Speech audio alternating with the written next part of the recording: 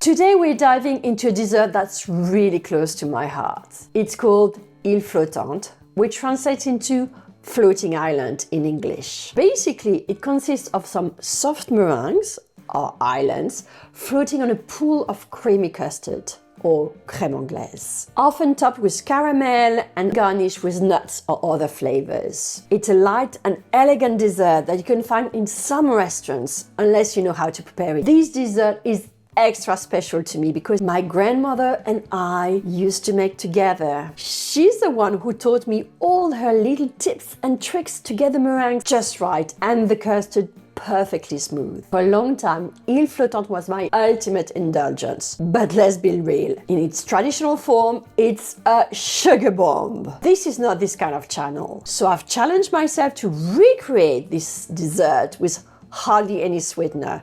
And guess what? It tastes just as heavenly. So let me share with you this new recipe. As you will see, this recipe only needs a few ingredients to make this a fantastic dessert. But I've got to warn you, you'll need quite a lot of utensils for this one. So it's always a good idea to get them ready beforehand, or at least know that you will be needing them. Make sure they are clean and dry, and there is some space in the fridge. Also, because it is a 3-part recipe, so you give yourself plenty of time to prepare it and let it chill before serving, because that's how it's best served. This is all we need to prepare this delicious dessert. As you can see, there are very few ingredients. We need 2 eggs at room temperature, ideally large, ideally organic as well. 1 cup of double cream or heavy cream for our friends in the US. Some vanilla paste or vanilla extract. With these 3 ingredients, we're going to prepare the crème anglaise or custard cream. Then we will do the floating island,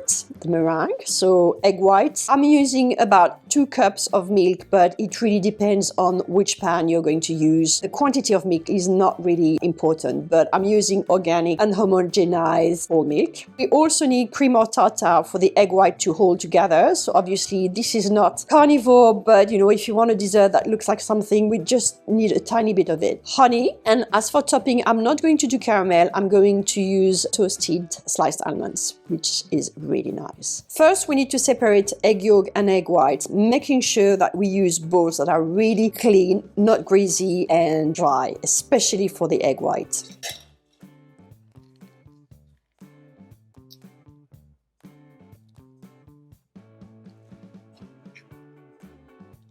That's it. We're going to reserve the egg white for the meringue, so that's the second part. To mix it to make it nice and fluffy.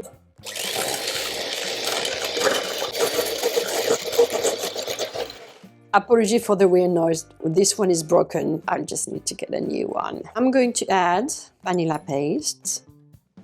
I would say half a teaspoon. And also a bit of honey.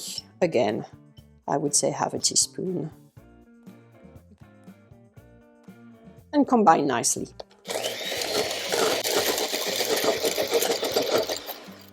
That's it. Look at that. Nice and fluffy with little bubbles. Okay, we're done with the whiskers. We're going to move to preparing the custard. So what we need is a small saucepan for the double cream or heavy cream, depending on where you are, and warm it up. I would say medium heat, but make sure not to boil it. And you'll know when it's warm because you're going to use a finger test. Just touch it, and if it's warm, then we can move on to the next step. That's why we need to turn it quite a lot so that it heats evenly and do not boil. This may take a few minutes. It's warm now, you can see some bubble on the side, so just turn the heat on and keep turning. Make sure it stays liquid and there is no bump or stuff like that.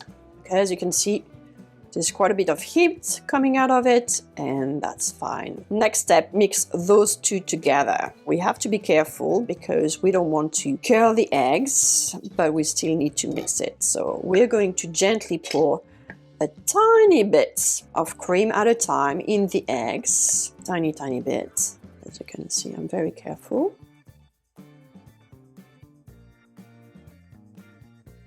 Turn it. That's it.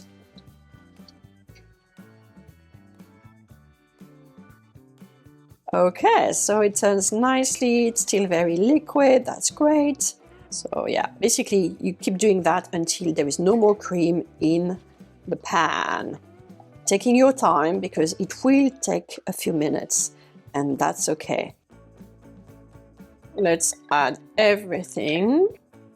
Okay, we've now added all the cream, and you can see it's really liquid. And we are going to put it back in the saucepan, low to medium heat. Keep turning it because we want it to warm up evenly until we get this custard cream consistency. As you can see now, it's pretty liquid, and we want that to thicken. If you've made a mess just like me here on the side, that will smell probably burnt. Check in once in a while. As you can see, this is already much thicker. Actually, I think it's getting ready now. Okay, we're good, and now we're going to pour it into ramekins.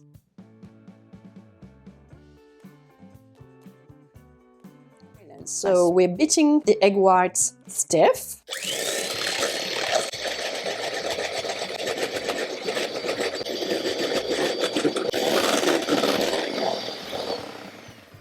Once they're stiff or pretty stiff, we can add some cream of tartar. Add about 1/8. I don't have a measuring spoon, unfortunately. Because we're not adding any sugar, we still need the egg whites to stay together, and this cream of tartar is going to help us do that.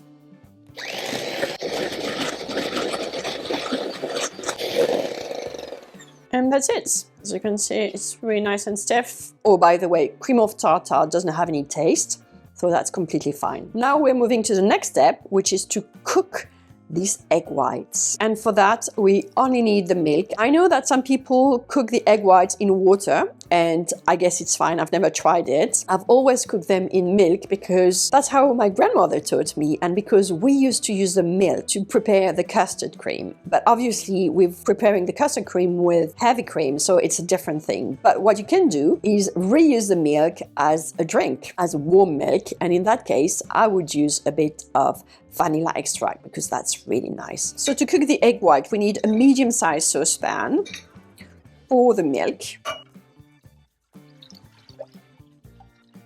And that's why I said we need 2 pints of milk, but actually it depends on the size of the pan, because we just need like the bottom. Heat up the milk so that it's not boiling, but it's really hot. I'm adding a tiny bit of vanilla extract because it's really nice. Okay, while the milk warm up, we can put the crème anglaise in the fridge because it should be like not as hot now, or pretty lukewarm, so that will help. Next, we need a strainer, and I'm using actually where the eggs yolks used to be because it doesn't matter. I need 2 big spoons and one of these. Sorry, I forgot how it's called, but yeah, that's what we need. So let's check how the milk is. We can see small bubbles. Let's turn it. And fingers test. Yeah, it's nice and warm. If you wonder what the yellow bit is, it's just the cream of the milk. This is normal. I'm going to reduce the heat a little bit. We're going to start forming the island. I like them big. 1 big spoonful. Try to make some kind of island. Place it on the milk. And because it's a medium size, I would say I can do 2 this time. 2 at a time. Don't try to add too many because it will expand. Then I usually do 1 minute. It depends on the size, and you just wait and see what it will be like. Try them not to touch too much. Okay, timers tell me it's time to turn them on the other side. Oops. That. And again, 1 minute 20. Nice. Really nice. Can you see? What I can do in the meantime is prepare the next batch. And usually I do just 4 of them. See how nice and beautiful it looks like. 5 seconds left. Now we're ready to remove them. Nicely and slowly. need to drain the milk that is underneath.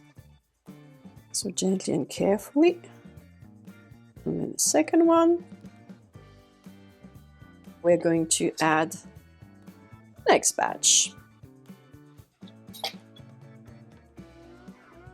One.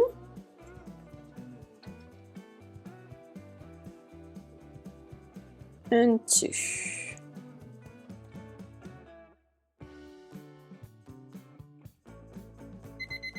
Ready to go. Okay, so again, very nicely and delicately move them in the strainer. And the other one. So that we've got like 2 big ones and 2 smaller ones. I'm going to drink this milk. There is a bit of egg white everywhere. I need a cup. I love this one. Trust me, I'm French. It's a bit of fun. I'll place a cup in the sink. I use a very small mesh strainer. I'll try to pour it in the cup. See? And now this milk is absolutely gorgeous. Very, very tasty. This is ready. This has cooled, and you can see it's pretty much the same shape as when we took them out of the saucepan, so it's not overly cooked, and that's great. What we can do now is take the custard, which should have thickened a bit, like you can see. It's more like a jelly-like. And we're going to add 2 of each. One. And a smaller one. On the side, or cut it. Yeah, I'm going to add like 1 on the side and 1 on the other side. Back to the fridge. For the topping, I will toast 1 tablespoon of sliced almond. And yes, this is definitely not carnivore, but it is keto. For the traditional floating island, we use caramel. I've never really been keen on caramel, even like when it's done with sugar. Now I know in the keto space, you can use allulose to do caramel. Only trouble with allulose is that it's still not authorized for sale in Europe and in the UK. Please feel free and tell me if it works. Take a frying pan, heat the frying pan, and when it's hot but not too hot, you can add the sliced almonds, spread them evenly. Now you have to be careful because that turns very quickly from being white to being burnt. Keep turning them. Actually, I tend to take 2 because I want them nicely toasted on both sides. And as you can see here, they're already dark, so it means that my frying pan is really, really hot, and I'm going to turn it down, and I'm going to keep turning. For me, that's the ideal color. I'm going to put them back in the small bowl. It's still warm, so we're going to let it rest, otherwise it might melt a bit our islands, and we don't want that.